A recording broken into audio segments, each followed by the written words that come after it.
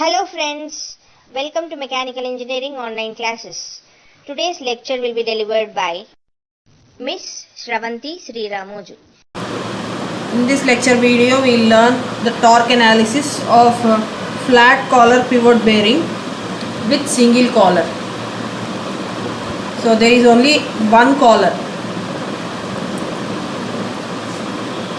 So there are two types of flat collar pivot bearing. One is the one which has a single collar, and the other with multiple collars. So first we will see what is the torque analysis of flat pivot bearing with single collar. So we have drawn a figure here with the shaft radius being R2 and the collar radius being R1, and the top view of this is shown here. This is the top view. So the yellow one is the collar and the grey one is the shaft. So the collar has a hole of radius R2 through which the shaft is running. Now the bearing surface area is nothing but the one with yellow color region. The yellow color region is the bearing surface area, which is nothing but pi into R1 square minus R2 square.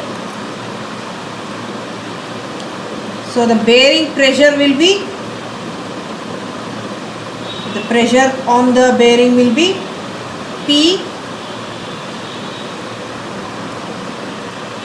which is nothing but the intensity of pressure is denoted by P, and R1 and R2 are the radii of the collar. R1 is the outer radius or external radius of the collar, and R2 is the internal radius of the collar. Omega is the angular speed or angular velocity. W, which is indicated here, this is the axial thrust or load, total axial load in newtons. Now again we are considering an elemental ring which is shown in the red color with thickness dr, and the radius from the center of the shaft or the center of the column of the elemental ring is smaller, and the thickness of that ring is dr. So in the previous lecture we have derived what is the torque in the elemental ring, that is dtr. It is derived as 2 pi mu p r square dr. So according to uniform pressure theory, again we have to perform torque analysis based on two theories, that is uniform pressure theory and uniform wear theory. So according to uniform pressure theory, P is nothing but load by the bearing surface area, which is nothing but the load is W and bearing surface area is pi into R1 square minus R2 square. Now I will try to integrate the dtr equation on both sides. Let us again assume that this is equation number 1. So equation 1 is integrated on both sides. So integral dtr and torque varying from 0 to t is equal to 2 pi mu p r square dr, and this small r will vary from r1 to r2 to r1. R2 is smaller. Here R2 is smaller. That is the inner radius of the collar. So R2 to R1.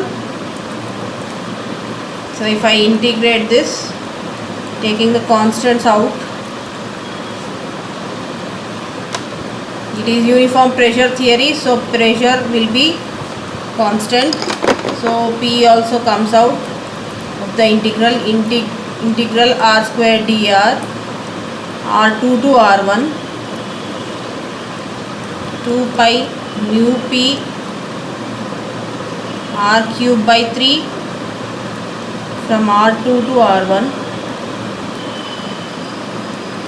2 by 3 pi mu p r1 cube minus r2 cube. So this is equal to capital T. So we got the equation somewhat like this. Now I can replace the value of P, as we know what P value is. It is 2 by 3 pi mu, and P is W divided by pi into R1 square minus R2 square multiplied by R1 cube minus R2 cube.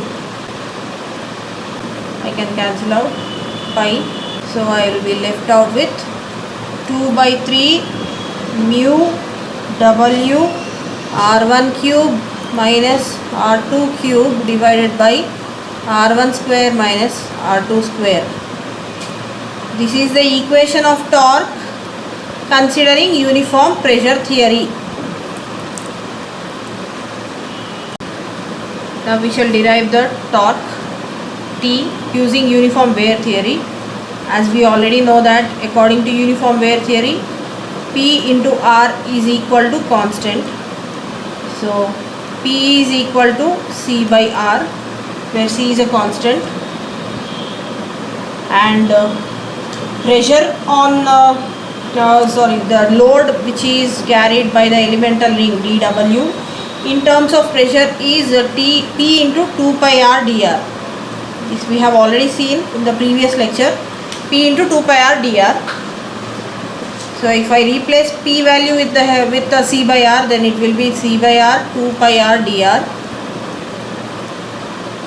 So it is 2 pi C dr. Now I am integrating this equation on both sides. So integral 2 pi C dr.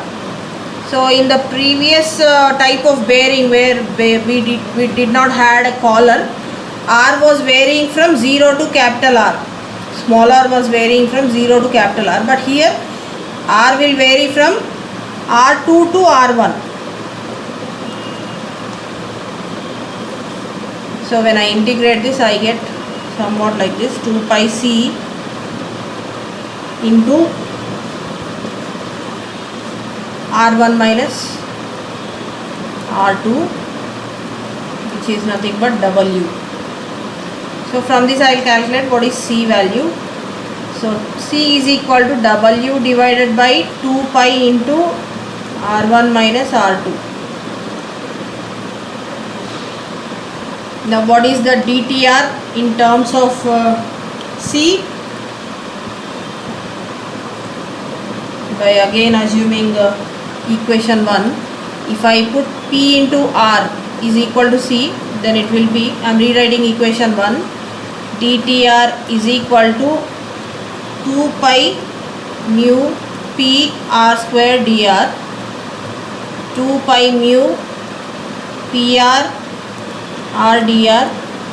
So it is 2 pi mu capital C R dr.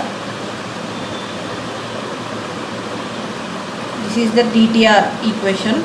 Now I am integrating this on both sides, or I can replace the value of C and then integrate. Both ways we can do. W divided by 2 pi R1 minus R2 into R dr. 2 pi is cancelled on both sides. So I am integrating this equation on both sides in order to get T value. 0 to T integral DTR mu W by R1 minus R2, both of them are constants. R1, R2, W, mu, all of these are constants.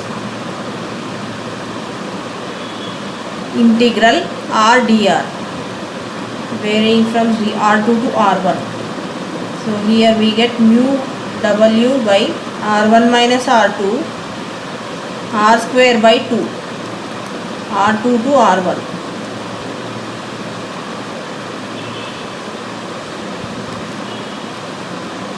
So half mu W 1 by R1 minus R2 into R2 square minus or R1 square minus R2 square. So this is in the form of a square minus b square formula, which is a minus b into a plus b, half mu W 1 by R1 minus R2, and in the numerator R1 plus R2, R1 minus R2. So both these terms will be cancelled out, and I will be left out with half mu W into R1 plus R2. So this is the value of torque when I considered uniform wear theory. So this is the equation of torque.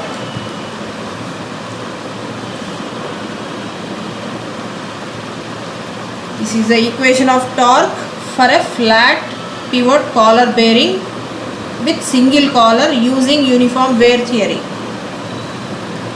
And we can also find the power lost in overcoming the friction, which is 2 pi nt by 60 watts.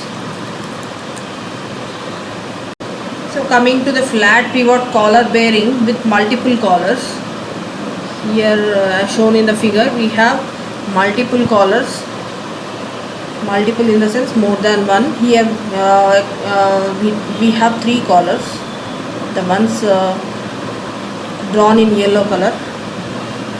So here the difference between the previous analysis and here in this analysis, we have only the difference being the pressure, the formula for calculating the pressure.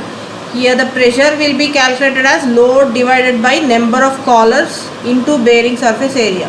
So if the number of collars is denoted by n, as in the example here we have n is equal to 3 because we have 3 number of collars. So P will be calculated as load divided by number of collars into bearing surface area.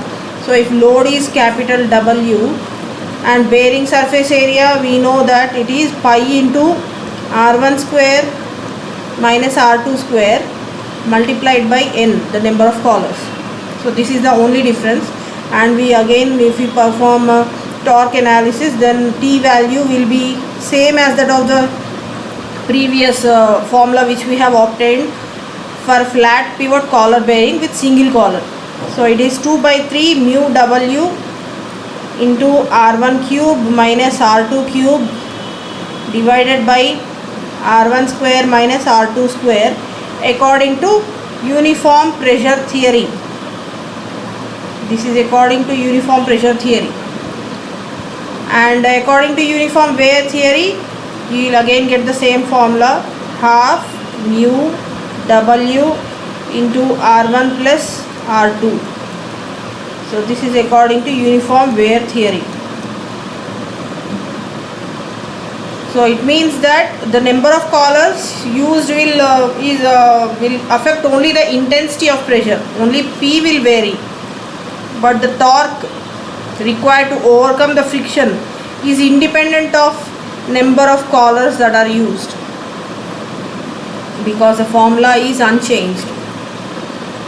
So the torque required to overcome the friction is independent of number of collars used. Thanks for watching. If this video was of help to you, please like it and share it with your friends. And don't forget to subscribe to our channel.